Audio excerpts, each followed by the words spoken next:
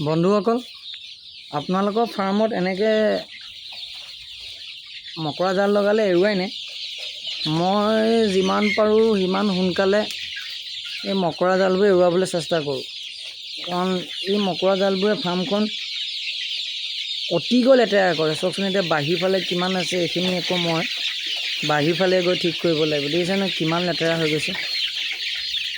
দেখিছে, খুব কম সময়তে মকৰাবিলাকে গোটেই আপোনাৰ এই ফাৰ্মৰ পৰিৱেশ লেতেৰা কৰি দিয়ে। দেখিছে, গোটেই ঘৰ বৰবাদ কৰি দিলে। নতুন ঘৰ হওক, পুৰণা ঘৰ হওক, সকলোৱে এই বস্তুটো ধ্যান ৰাখিব। মকৰা জাল হ'ব নিদিব, বহুত লেতেৰা কৰে। আৰু এইবিলাকেই আপোনাৰ হেঁপাহৰ ফাৰ্মখন, সপোনৰ ফাৰ্মখনত গোটেই বীজাণু, বিভিন্ন ধৰণৰ বেমাৰ আজাৰ সৃষ্টি কৰি কুকুৰাত বেমাৰ লগাই আপুনি ভবা আৰু আপুনি সপোন দেখা যিটো লাভ তাত কমাই দিয়ে। অৰ্থাৎ বেমাৰ হয়, লোকচান হ'ব। লোকচান হ'লে আপুনি লাভটো দূৰৰ কথা, কেতিয়াবা এনেকুৱাও দেখা যায় ফাৰ্মবিলাকত মূলধনো নোলায় এই লোকচানৰ কাৰণে। সেইকাৰণে আপোনালোকে এই বস্তুটো ধ্যান দিব। দেখিছেনে মোক ফাৰ্মখনক কিমান লেতেৰা কৰি দিলে। এই 2-3 দিনৰ মূৰে মূৰে এইখিনি হৈ যায় এনেকৈ।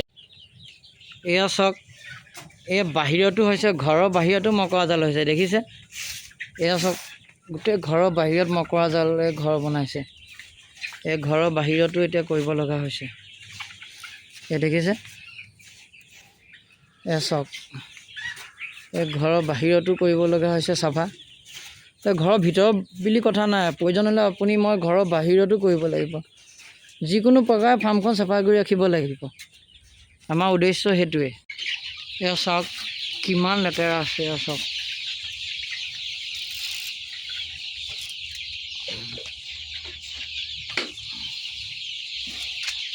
এয়া দেখিছে,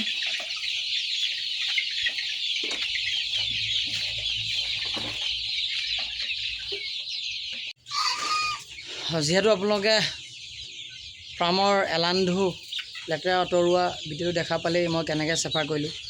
আপোনালোকে এনেকৈ ফাৰ্মত চাফা কৰে নে মোক জনাবলৈ নাপাহৰিব কমেণ্ট কৰি। কুকুৰা এটা দাগ দি আছিলে, সৰু, প্ৰায় আধা কেজিমান হৈছে, সোণালী হয়। দাগ দি আছে।